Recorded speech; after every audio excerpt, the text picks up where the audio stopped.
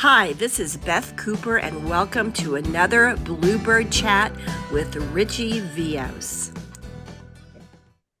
Hi, everybody. This is Beth Cooper, and I'm with Bluebird Studios in Santa Fe, New Mexico. We are a fine arts atelier. I call myself the Atelier of the West. And today I have with me a Texas artist, Richie Vios. Hi, everyone. Well, I met you at the plein air convention when it was in Santa Fe last time. I thought you were so nice and I loved your work. So I'm like, I gotta Thank get you. this guy in my workshop. And you got on staff with the plein air convention, right? PACE, plein air hmm convention and expo. You're going to be now faculty. So you asked me if we could switch it to June, and that was totally fine. And so I'm so excited for you. Congrats on getting on that faculty. Me too. It's my third year, so they must be like me. Yeah. So, so tell me a little bit about how your workshops, what can the students expect that come here? Ah, for my style, it's not like teach, like follow me, everything. I give them foundations because, as my title of my workshop is confident. So before you can reach a confident level, you have to know the skills. And then eventually you learn how to do the things, and then that's where your confidence came out, and then you're having fun if you. So it's all about confidence in watercolor because watercolor Mhm. can be kind of scary. Watercolor is a different beast. I mean, they have the mind of its own. Yeah, which Yeah. is I love that it has a mind of its own. Yes, in watercolor you learn the patience because it's a tango between you and watercolor. You're not in charge totally. You have, sometimes you do the steps and react. Sometimes watercolor do the steps and then you react. That's where the fun starts. I did read in your bio that you have a strong architectural background. Yes, ma'am. So I'm practicing architect for probably 20 years, and this freaking mind of mine keep on telling me, I think God gave me a gift, and then I have to do this A full full-time time. watercolor artist. And it worked. Yeah, It's worked. yeah. I mean, like I'm sometimes quite sad because this unplug my firm. I have probably 20 employee. You accept beginners. Yes, so especially on the first morning or the first day.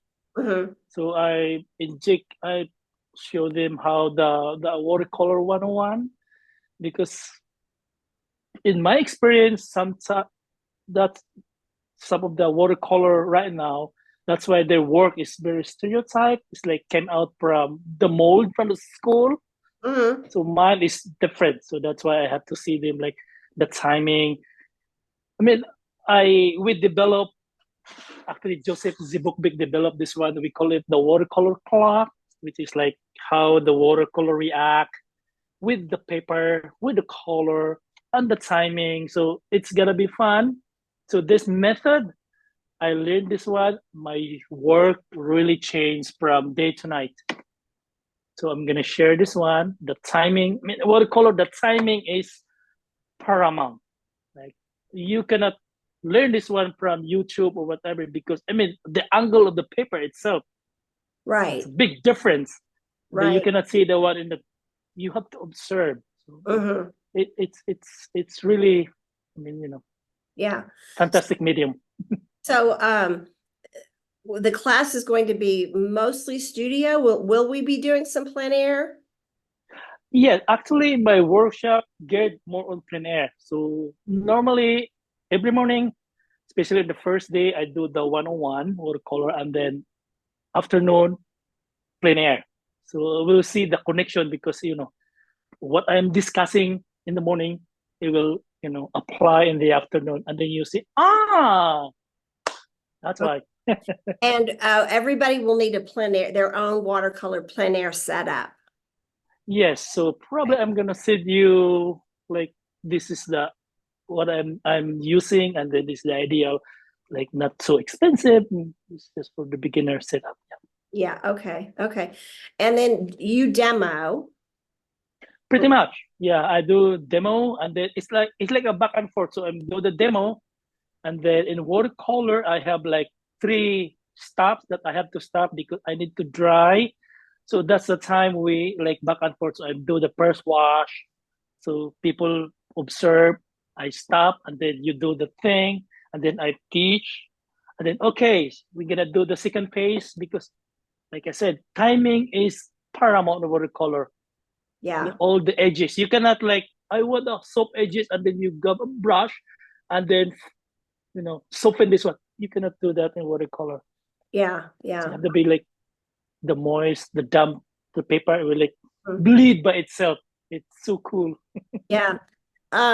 It's warm here in June, but Santa Fe's never that bad. I mean, because we're at 7,000 feet in elevation, and knows, excuse me, I the classes usually start at 9 in the morning. We've Mm-hmm. been doing a icebreaker the night before. Usually it's just, we have chips and salsa and some soft drinks. But Richie has agreed to do a demo, right? For the Yes. icebreaker. And what a treat that'll be for everybody. And then we'll start the next morning at 9. I provide a continental breakfast that's complimentary. I bring lunches into the studio. So we bring in green chili, chicken enchiladas, and beans. Ooh, chili. Yeah, it's good. It's good.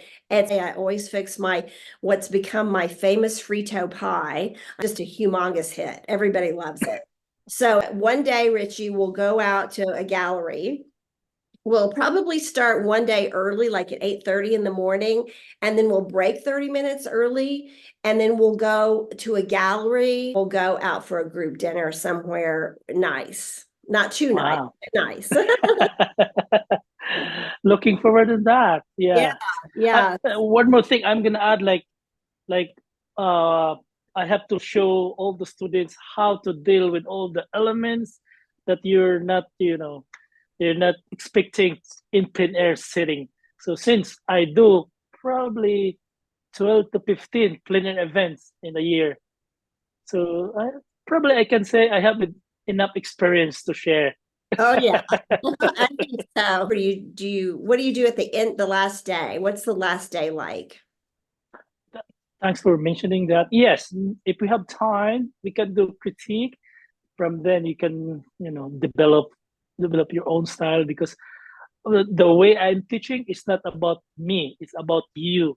So it's about the students. So the best version of them, not me. So it's put you in the painting per Yeah, se. that's good. If I'm an architect, so for sure I can draw because it's Yeah, part of our training. right. So that's the point that I mentioned. So And then the one thing I do suggest if we're going to plein air that the students know how to set up their own plein air tripod easel. I mean, it's so intimidating to go to your first plein air class, just setting your plein air easel up. Like yeah, just paint in your backyard, even if you're painting, a flower pot or whatever, just go out and practice a little bit so you know how to do that. it's different world when you Yeah, go outside, totally and then is. I'm gonna teach the student how to just pick up the essential because I would call it the diarrhea painting because you pick up all the thing you see and then we end up like chaos. Yeah, yeah. In plein air you have to Yeah. digest. It's good practice. That's why I have some like classroom too because once you lose your mind with all the view you've seen, you go back to the things that you like. I have to ground my thoughts, right? Yeah, grounding your thoughts The like that. yeah, what's called yeah. So Okay. all those the value structures and everything, and then it's coming back Yeah. because I mean, even myself, I do this for a living for maybe 5 years now. Sometimes I'm overwhelmed. Oh, well, This is so good that's good subject. to know that it's not just for beginners, to be overwhelmed. Even, yeah. Okay, well, that's awesome. I'm sure we'll have all levels in there, so, and it'll be fun. Well, I'm really looking forward to having you come to Santa Fe, Kat, but thank you so much. Thank you. Okay, For the interview. okay.